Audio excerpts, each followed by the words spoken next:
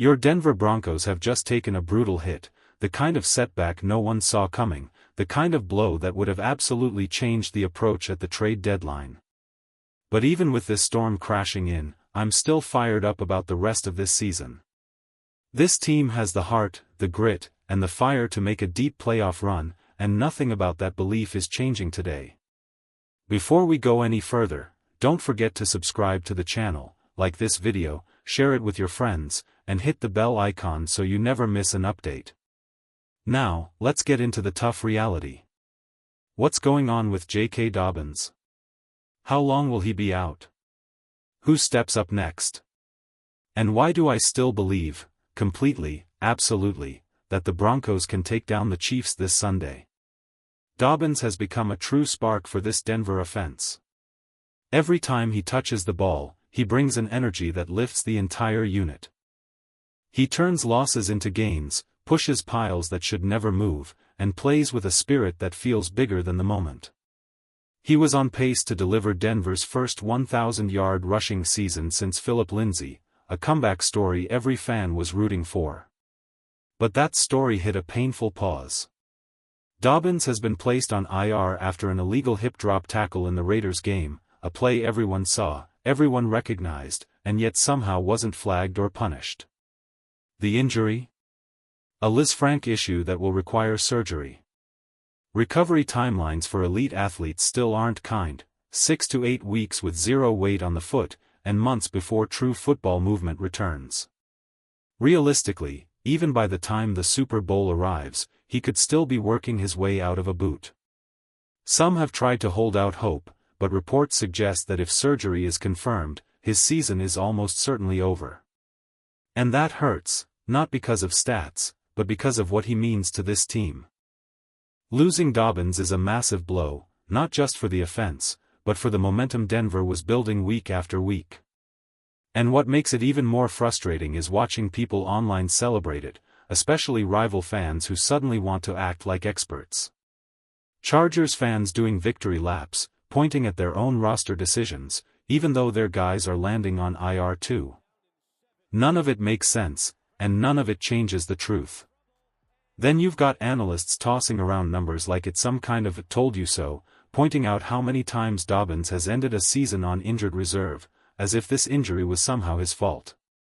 As if any player in the NFL wouldn't end up on IR after their foot is bent backwards in an illegal hip drop tackle. This wasn't about durability. This wasn't about history. This was a dangerous play that never should have happened, and it cost a key piece of Denver's offense. And what makes it even tougher is that Dobbins was playing for his future. He was grinding through a contract year, building a comeback season that could have earned him a major deal, whether in Denver or anywhere else he chose to go. Now he's looking at months of rehab, months of pain, and a long road just to get back to running at full speed. Realistically, April or May would be the earliest you'd even see him moving comfortably again.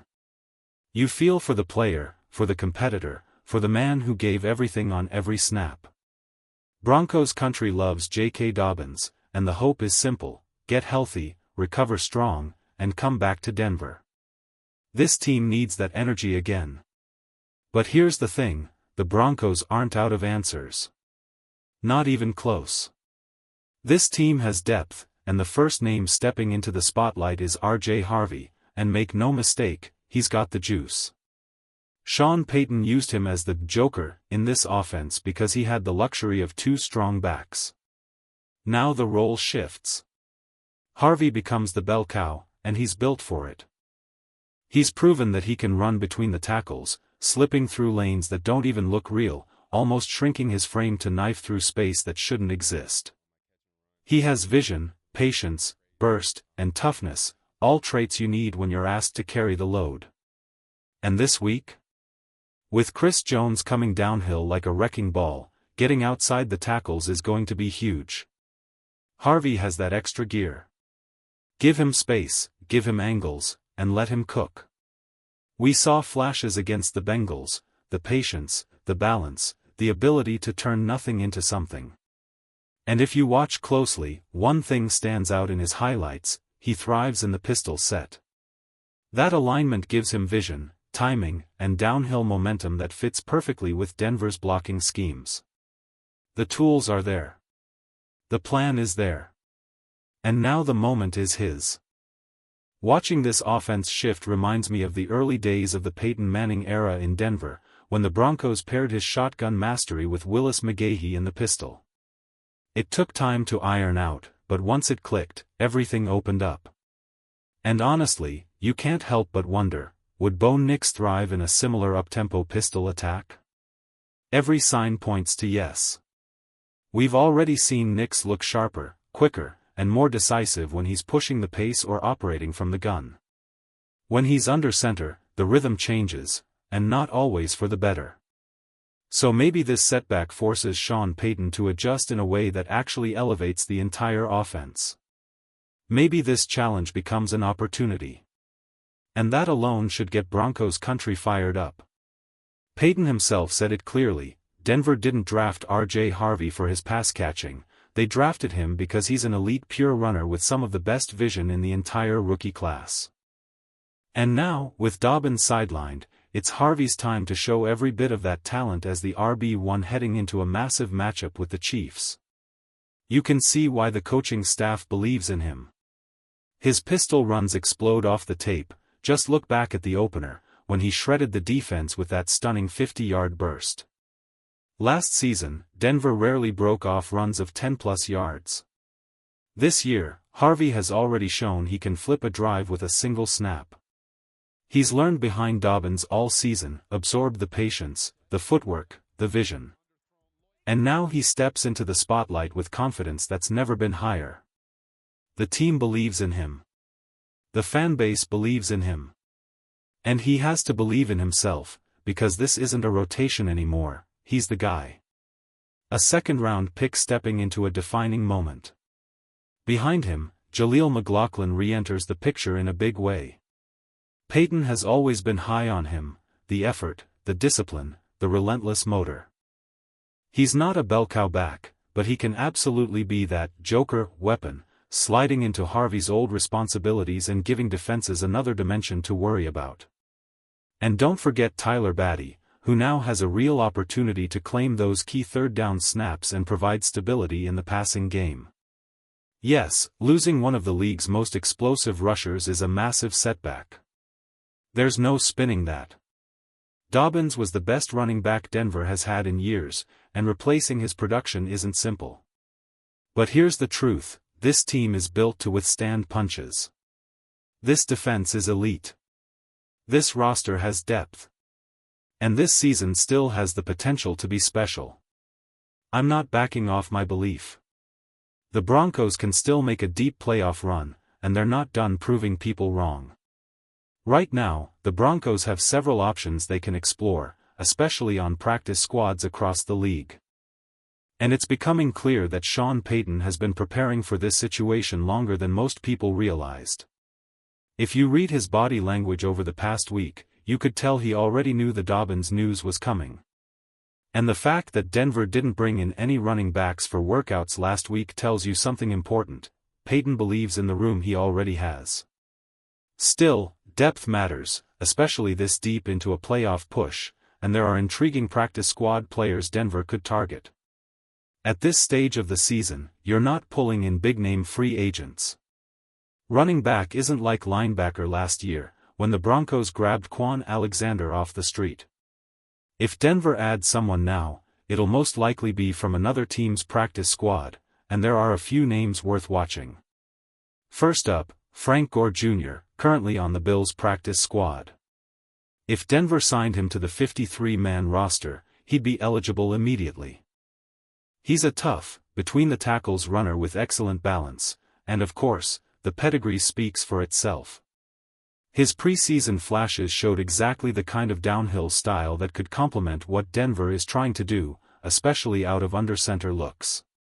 But the name that really jumps off the page is Donovan Edwards, now with Washington's practice squad after a brief stint with the Jets. Edwards was a dynamic weapon at Michigan, explosive, decisive, built for big games. He's played on national stages, made clutch plays when it mattered, and never had ball security issues. He runs between the tackles with power and has the kind of burst that can flip a drive instantly. If Denver wants a gamer who thrives under pressure, Edwards is the type of player you poach and put straight onto the 53. These are real options, not guarantees, but potential chess moves if Payton decides he wants another piece in the backfield. And despite everything stacked against them, here's why fans should stay confident: this Broncos team is 8-2. They're near the top of the AFC. They're near the top of the entire NFL. And they've done all of it while dealing with major adversity, including the fact that Denver currently ranks as one of the league leaders in dropped passes. The margin for error hasn't been small, and yet this team keeps winning, keeps grinding, keeps proving who they are. The setbacks are real, but so is the resilience. When you break down the numbers, it becomes even more impressive that the Broncos are sitting at 8-2. If Denver's receivers simply eliminated the drops, Bo Nix would have over 6% more total yardage on the season. That's a massive swing, far bigger than the gap between first and second place, and it shows just how much this offense is leaving on the table. But here's the encouraging part: that trend isn't going to last. Denver's receivers will tighten things up. They'll secure the routine catches, eliminate the drive-killing mistakes, and start playing to the standard this team demands. Combine that with the fact that the Broncos are also among the most penalized teams in the NFL, and yet still 8-2, and it becomes clear, this team hasn't even played its best football yet. They're winning while shooting themselves in the foot. They're winning while leaving explosive plays on the field. And once the offense plays clean, disciplined, locked-in football, watch out. Now, why can the Broncos take down the Kansas City Chiefs even without J.K. Dobbins? Because Patrick Mahomes has one clear weakness: pressure in his face. The numbers don't lie. When pressured, Mahomes completes only around 40% of his throws, near the bottom of the league. His completion percentage over expectation? Also near the bottom. His turnover-worthy throws skyrocket, and his passer rating plummets to the low 20s league-wide.